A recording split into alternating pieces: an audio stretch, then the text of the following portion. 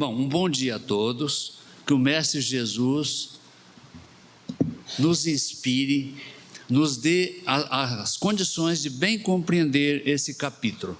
Nós estamos abordando o capítulo 5º do Evangelho segundo o Espiritismo, que é dentro do Sermão da Montanha, quando Jesus falou, bem-aventurados os aflitos. Parece que esse mês todinho nós abordamos esse capítulo 5º do Evangelho segundo o Espiritismo, porque ele é um dos mais longos do Evangelho. E tem diversas abordagens aqui no nosso Evangelho, que Kardec organizou muito didaticamente para a gente compreender bem. Então, quando se fala de aflições, é algo que parece que soa para a gente como um sofrimento, uma coisa terrível. Mas a primeira coisa que a gente tem que pensar é que aflições fazem parte da nossa existência. Desde o primeiro momento, quando a gente acaba de nascer, já começam as aflições, e dali não param mais. Por quê? O primeiro jato de ar, de oxigênio, que penetra no pulmão do recém-nascido, é um impacto terrível, porque ele estava num conforto dentro do ventre da mãe, e de repente vem aquele jato e sufoca, abre o pulmão dele para que daí para frente ele comece a puxar o oxigênio. Então dali para frente começa o corpo por si mesmo as suas aflições, porque é um estresse aquele momento. Tanto é que o recém-nascido, ele chora, ele solta o gás, solta toda aquela excesso de coisas que ele estava guardando com ele, solta aquilo tudo e começa, e dali para frente, depois de nascido, depois de regularizada essa situação de ter vindo à luz, começam as crises, que é a formação da flora intestinal. Bom, todo mundo sabe que a criança passa por um período até os 2 anos de muita formação, e ela chora desesperadamente. Isso não é aflição? Claro que é aflição. Então, as nossas aflições têm que ser entendidas como esse viver nosso. Aí daí para frente a gente começa a administrar a nossa vida, aquele recém-nascido começa a administrar a vida, ele já tem as suas ideias de brincadeira, até ele ir para a escola. Vai para a escola lá, então ele vai se libertando, mas todas as obrigações aqui são submetidos, a que nós somos submetidos, todas essas obrigações geram um estresse, uma aflição. A tarefa da escola dá uma aflição, porque eu tenho que cumprir, eu tenho que estudar, eu tenho que fazer aquilo. Então, a aflição é inerente à existência. A gente tem que pensar nisso. Mas quando, nesse capítulo, ele foca diversas situações de aflição. Uma das aflições que nós estamos abordando agora, nessa semana, é a questão das mortes prematuras, perdas de entes queridos, e aquela vazio do berço da criança que se foi. Então é uma aflição terrível para as mães, para os pais, obviamente. Mas se a gente pensar bem, a gente começa a pensar, a imaginar que se uma criança desencarna em tenra idade, não começou nem a vida ainda, e gera aquele desespero dos pais, a gente começa a pensar, será que Deus é justo? Será que Deus não poderia levar um que já esteja muito vivido, que já não tem mais a força para um trabalho, ao invés de levar uma criança que tem todo o futuro pela frente? Então, o primeiro pensamento que nos vem à mente é esse. Mas por que vem esse pensamento? Porque o nosso raciocínio está limitado a uma existência da Terra. A gente só pensa numa existência, do berço ao túmulo. A gente não é capaz de introjetar nos nossos pensamentos, no nosso raciocínio, a ideia de espírito. Nós somos espíritos. A gente estuda tanto isso, não é verdade? A gente estuda tanto essa questão do espírito, reencarnação, volta, diversas existências, mas quando a gente passa por aflição, parece que isso fica relegado a um segundo plano e as nossas preocupações se concentram única e exclusivamente naquele aspecto momentâneo, aquele aspecto do momento. Então, se a gente fica preso a isso, a gente sofre muito. A gente sofre muito, porque a primeira coisa que a gente tem que pensar é que a vida é repleta de dores, de dificuldades, de desafios a serem superados, de situações a serem passadas, superadas e administradas. Então, esse é o propósito da vida. É com isso que nós vamos amadurecendo. Nós só amadurecemos com a experiência que vamos adquirindo. Então, ao longo dos anos, a nossa experiência vai se ampliando e nós vamos entendendo melhor a vida. Mas quando ocorre de um espírito desencarnar tão jovem assim, é a vontade de Deus. Se eu sou espírito, estou pensando nisso, eu estou também crendo que Deus administra todo o processo do universo. Então é Deus que está no comando, mas eu esqueço isso e quero estar sempre no comando. Então, quando a gente tem essa situação, a primeira coisa é avivar a nossa fé. Avivar, ter certeza de que nós somos espíritos aqui reencarnados para um período específico de experiências, para nós ganharmos um entendimento melhor e voltarmos ao plano espiritual. Continuamos a nossa vida, que a vida é contínua, nós somos espíritos eternos, não vamos acabar nunca, mas o que mantém a gente pensando sempre é que a morte encerrou um período e acabou. Não acabou, a gente tem que orar por aquele espírito que veio e saiu então tenra idade, porque é o projeto de vida dele, é o projeto da reencarnação dele. Talvez seja uma necessidade daquele espírito, talvez seja uma necessidade dos pais de terem aquele filho e ele sair tão novo assim, embora, talvez seja tudo isso. E também tem um aspecto que a gente precisa pensar, porque a vida é repleta de situações, o nosso livre-arbítrio vai trabalhar a vida toda, nós vamos tomar decisões, e será que a gente tomaria sempre decisões corretas? Então a gente precisa pensar que em aquele espírito saindo tão cedo para o plano espiritual, talvez ele esteja protegido de uma decisão que ele iria tomar nessa reencarnação prejudicial a ele, prejudicial à sua evolução espiritual.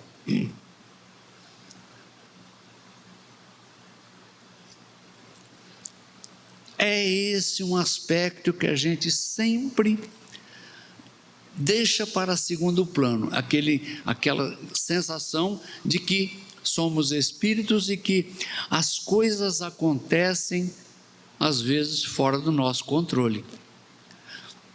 Mas o que está instalado em nós, no nosso raciocínio, é aquele pensamento egoísta de controlar tudo. Vamos dar um exemplo. A criança, quando vai para a escola, a mãe e o pai perdem o controle dessa criança naquele período que está na escola.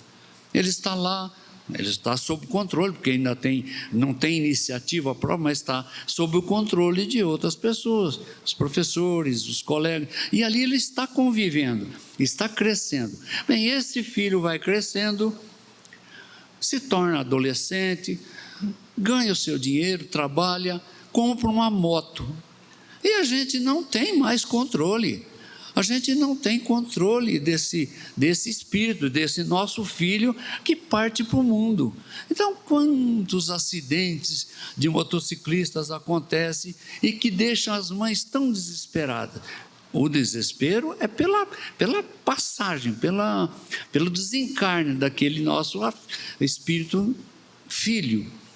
Mas a gente precisa se conformar e não ficar eternamente descontrolado, eternamente lamentando aquilo, porque a gente vai prejudicar ele, o próprio espírito que está no plano espiritual, ligado em pensamento a nós.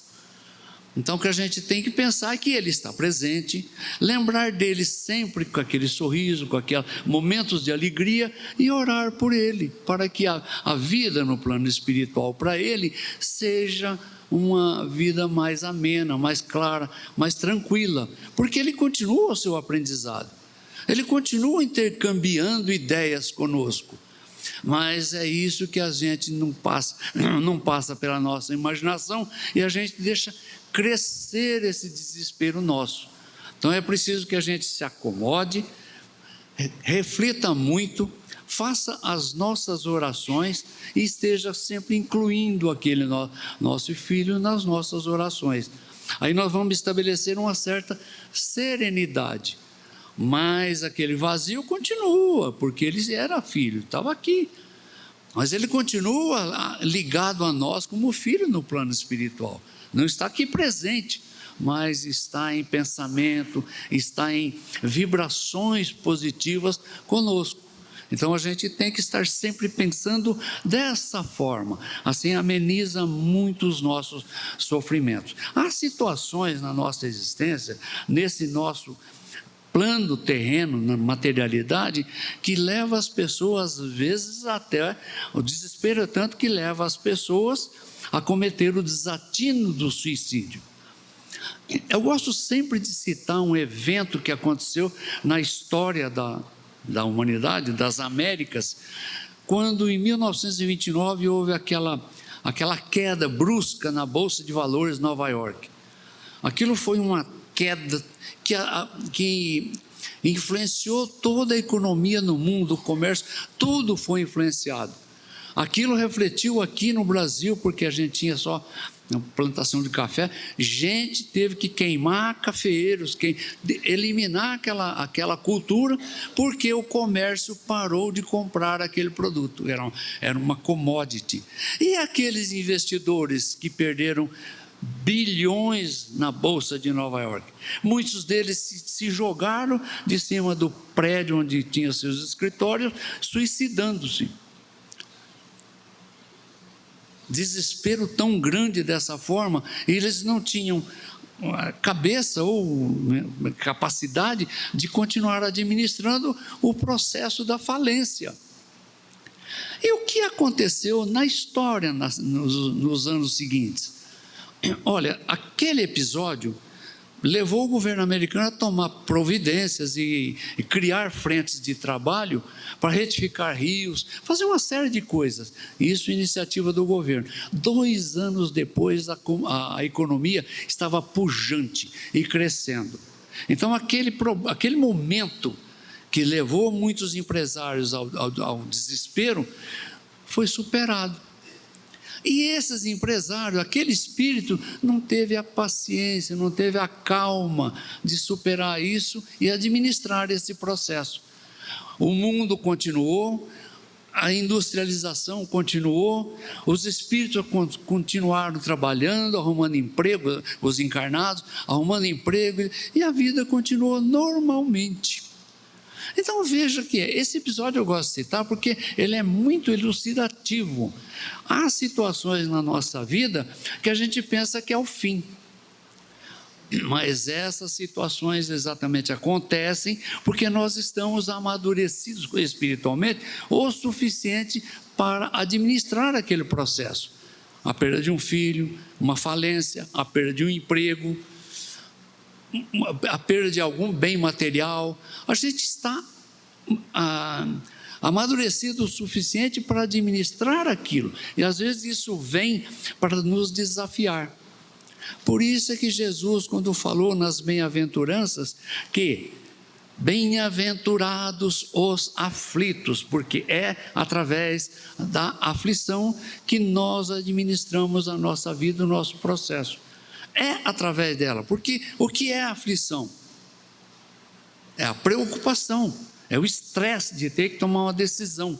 E na tomada de decisão vai funcionar o nosso livre-arbítrio. Se nós tivermos o equilíbrio que a doutrina nos propõe, estudar, meditar, orar, e entender que a vida não é só esse momento aqui da terra, a gente vai administrar bem, porque nós estamos amadurecidos o suficiente para administrar aquele evento, aquele acontecimento, e isso passa. O que faz com que a gente às vezes desespere essa sensação de egoísmo que a gente tem. A gente tem um certo egoísmo que embota a nossa visão espiritual e deixa a gente simplesmente preocupado em administrar o processo terreno. E aí qualquer coisa que foge ao nosso controle nos leva ao desespero. Então nós, para sermos bem-aventurados, como propôs Jesus, entendendo que bem-aventurado é feliz. Eu tive a aventura de encontrar uma solução, eu tive a felicidade de encontrar uma saída para aquele problema. Isso é ser bem-aventurado. E os aflitos são bem-aventurados quando eles entendem isso e administram bem o processo que os levou à aflição. Então as aflições fazem parte, são necessárias para a nossa evolução espiritual e não vai sair nunca da nossa existência. Aí a gente começa a pensar,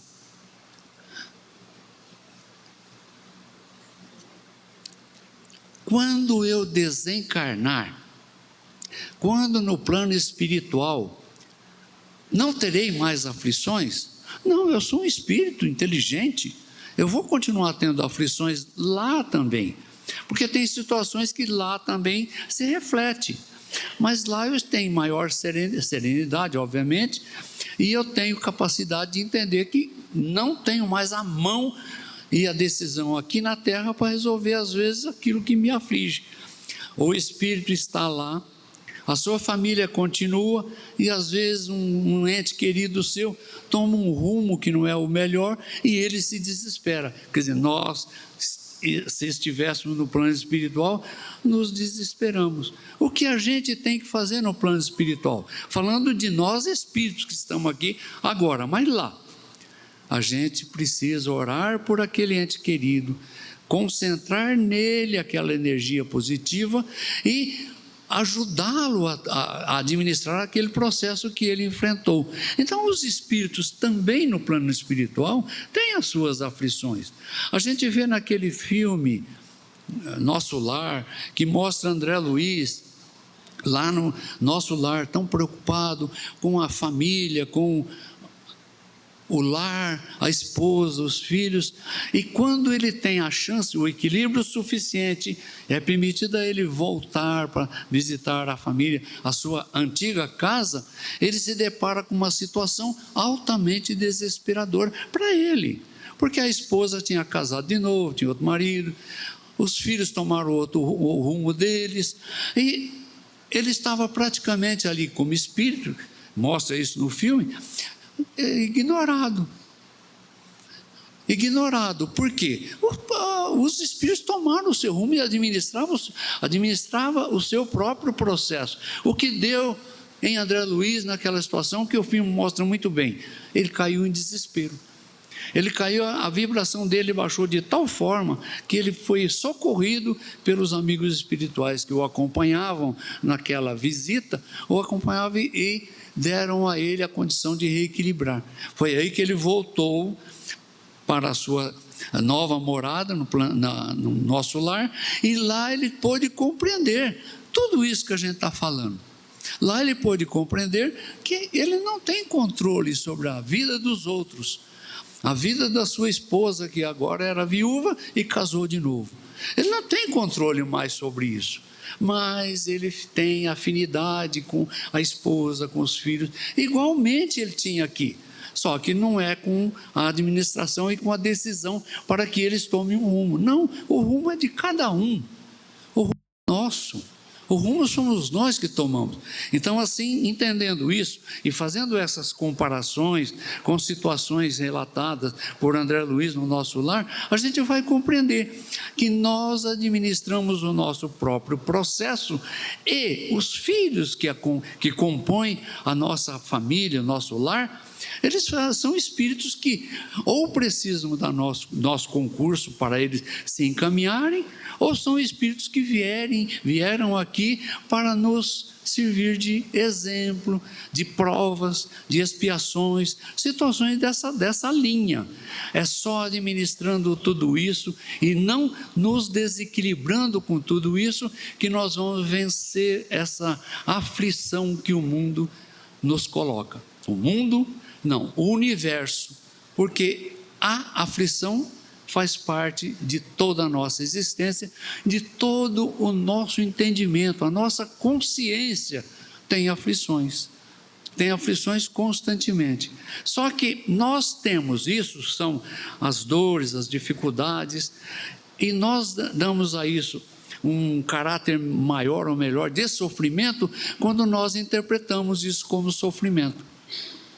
Nós precisamos entender que isso vem para nós administrarmos, é alguma coisa administrada por Deus, e eu não preciso me desesperar por isso, porque faz parte do processo.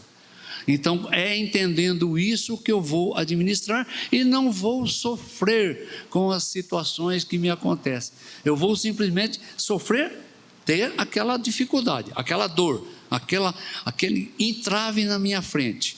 Mas eu só transformo isso em dificuldade, em sofrimento, quando eu me encaixo no sofrimento, quando eu me considero vítima constantemente.